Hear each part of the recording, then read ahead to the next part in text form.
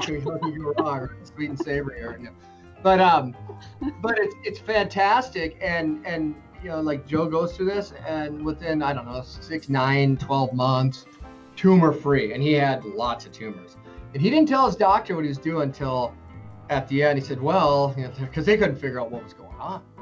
They're like, what are you doing? He's like, oh, I don't know. I mean, maybe it's just healthy living, I did my push-ups this morning. He was part of a trial with about 125 people total. And after 3 months, his PET scan was clear, as I recall. Yes. And the doctors were like, wow, yay, we got one, We got a winner. But he didn't say what he was doing besides the trial, because he says, I don't want to get kicked out. Right. So he waited until another 90 days, 3 months. So when he got 2 clear PET scans after 6 months, he finally, they said, well, we only have cancer patients here, so please leave the building. That's right. And he was like, by then he'd made friends with his oncologist, and he said, hey, can I let you in on a secret? But first he said, I want to know how many others in this study have had results similar or close to mine.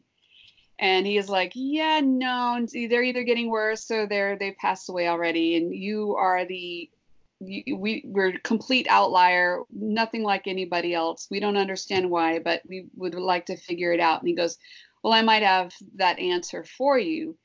And then he told him, and the doctor, he couldn't say that the fenbendazole is why, but he said it was probably why. Right. Because he doesn't want to lose his license. But that's quite a conversation. Like, wouldn't that be a wonderful conversation that more people could have with their oncologists? Yeah, unfortunately, the system is set up in a way that, there's a couple things that prevent that. One is the oncologists legally, could open themselves and the places they work up to liability, right? If they're recommending unproven, because people like in functional medicine, non-FDA approved. Right. I was just on a radio show last night, with my friend. I was videotaping it for her, and she has a once a month show here locally in New Rochelle, and her guest was Pepe Cardona. I don't know if you remember the song Tighter and Tighter. Yeah. He's a singer. He was 50 years since his music hit the scene, but he was our Skype interviewee last night, and I told him last December about this when I first met him, and Joe Tippin says the same thing. He tells people about this. Other people tell their friends with cancer about it, and they don't try it, and they don't try it, and they don't try it, and then they get to the very end, they're like, well, now I've got nothing to lose, but then it's too late. Joe Tippin says you've got to allow at least 3 months for this to kick in. Don't expect it to work overnight. It takes persistence and just good attitude and consistency, but you need at least 3 months of this stuff for it to really start to kick in. Well, you just said, you said a couple of things there that I want to highlight. One is a good attitude. And, I don't know Joe. All I know is his writing style, and I've seen his videos, and Joe projects positivity. Yes. Okay. It comes across in his writing. He's a funny guy. He's got a funny sense of humor. Yeah. Yeah. And I'll tell you that have out for, like, if you could pick 5 people a week to have dinner with, he'd be in my first group. Yeah, absolutely. You and him would be in the first group. And Pepe Cardona. Okay, I got 2 more. You never get to talk. But that's positivity and then consistency and allowing it's like doing push-ups. And there's lots of people that say no one can do your push-ups for you. I do push-ups every day to remind me that there's work to do.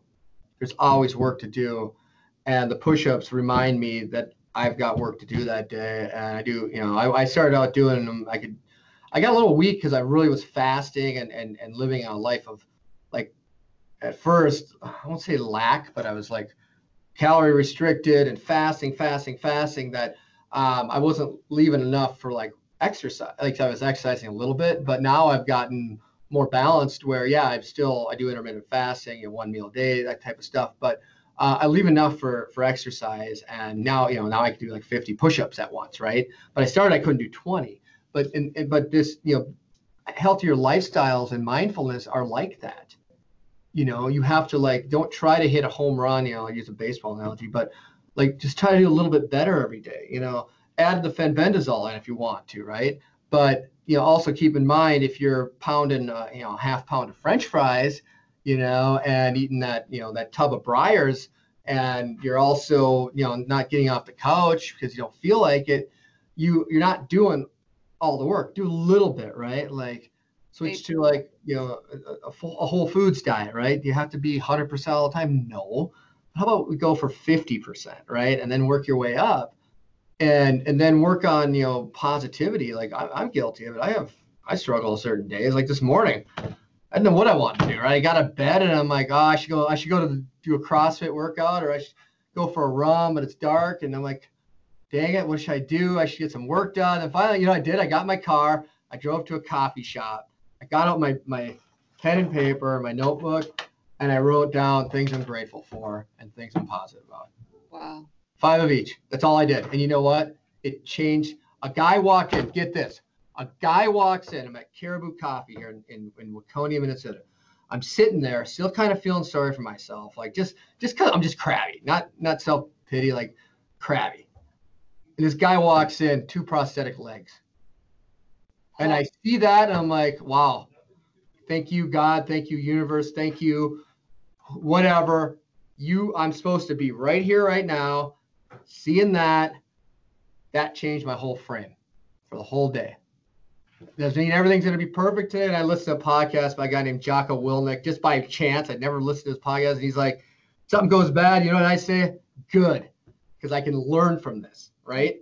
There's something like happens to me. Okay, that's the challenge I get today to learn from. I come across a difficult person. You know what? Good, because now I'm going to learn how to deal with difficult people, right? Right. And I'm going to try to make that person's day better because, maybe they found out they have cancer, or worse, maybe they found out their wife has cancer. Yeah. Because I'll tell you, there's one thing that I learned, if there's nothing else that sticks with me, is that at first I thought this was just happening to me. Mm. Then I realized, well, it's happening for me. But then I realized, but it's really happening to the people around me. I have to be respectful of how they're feeling.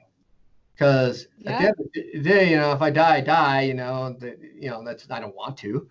I don't plan on doing it. But they have to live. They have to live without a better place, so to speak. They're left. It's always harder for the ones left behind. Absolutely. And yeah, cancer impacts people the patient directly, obviously, and the family kind of is that first ring of the stone that makes in the water. Your wife and kids are the first ones to feel the impact. I love what you just said about your decision to shift your emotional climate, and that's really a sign of emotional intelligence and maturity.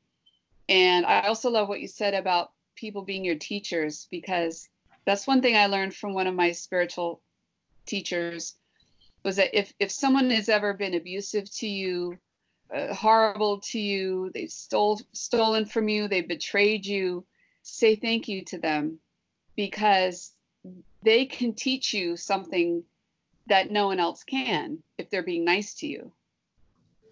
And go for the wisdom with this, and life will bring it back to you again and again until you get it. So you'll keep getting betrayed until you understand the wisdom that you're supposed to learn from that. So yeah, so when I say someone's a great teacher, I don't necessarily mean they're a nice person.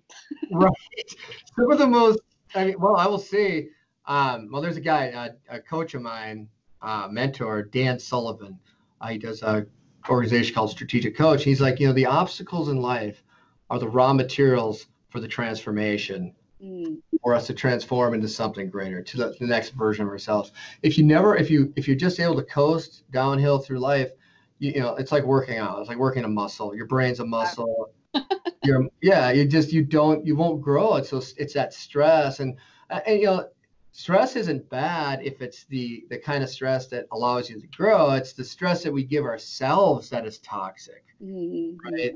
There's hormones released when we live in a constant state of stress, and it's a mindset of lack, and we're always longing for something else. And I've been guilty of this a lot of my life. Like I know I can really say why why people get cancer. It's hard to mesothelioma with asbestos exposure. Yeah, it's easy. Lung cancer with smoking. Yes, also probably easy. With my situation, we don't know, but I will say that stress and anger don't help with the healing.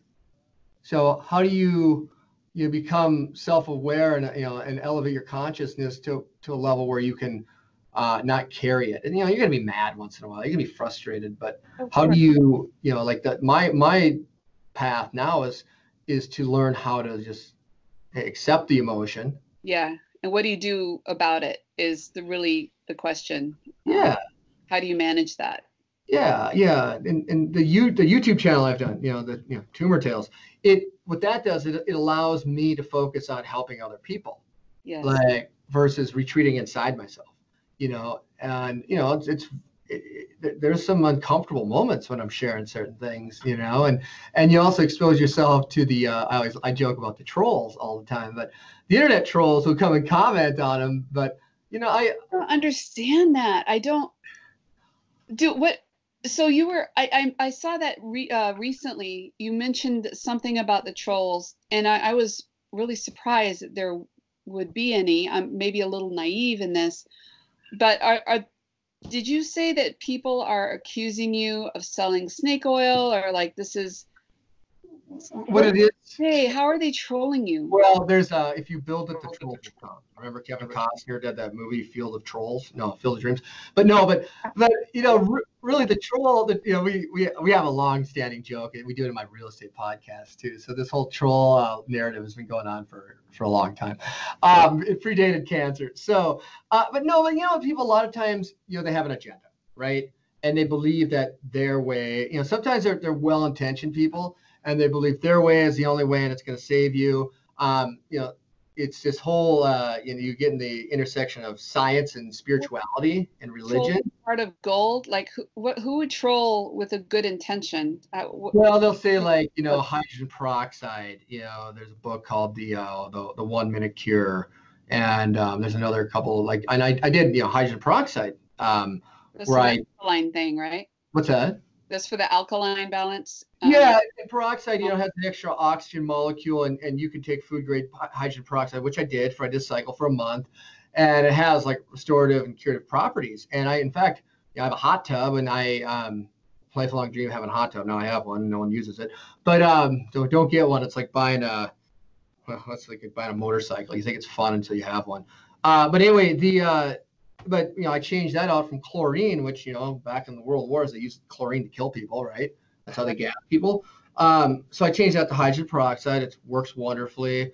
But, people are like, oh, it's just quackery, right? Or if you do, a lot of people think that the fenbendazole is quackery, or the Rife machines, using, resonant light technologies, and so, I'm actually doing a 10-minute talk on vibration, quantum. Everyone's familiar with Newtonian physics, right? Because that's what most people my age were brought up with, right? But then there's, quantum physics, right, or quantum mechanics, and dealing with more energy, energy fields, and how we're all luminous, beings of energy. And there's a real intersection between the science of quantum mechanics and religion and spirituality, where spirituality talk about, or religion talk about the spirit, right? And what are we? Well, quantum, the quantum field or quantum physics, talks about energy, and there's a level of spirituality that you can attain there. And there really there's an intersection there, but too many times people get caught up in semantics, or they become a martyr for their cause, if you will. and they block out like any other perspectives. And I always relate it to children, right? Children who operate, until the age of 7, 8, 9, depending on who you talk to, but they're just so profoundly curious about everything, and they ask questions, and because they just want to understand, right? They don't have this agenda that they're bringing with them. They just everything like is this palette, right? This white palette that they can just create. It's like, and they're asking questions, and they want to learn, and they want to understand, and they want to drill down, right, to where we as adults, we won't ask those questions. Your doctor says do this because that's how the doctor was taught, right? There's most, and well-intentioned. What's that? That's their training. That's one thing I like about kind of where I've come is similar to where you are. I love the way Dr. Joe Dispenza says that science is a contemporary language of mysticism, and we are developing new equipment and developing new ways to test and measure what happens to the body when we do certain exercises with our minds. And now we have the data to prove that instead of cause and effect of Newtonian physics, we are causing the effects of quantum mechanics. And I just love the way he packages that, because he's not arrogant at all. He just says, look, I've got the data. I'm a scientist, and this is what we're finding. And spirituality is absolutely in the realm of science.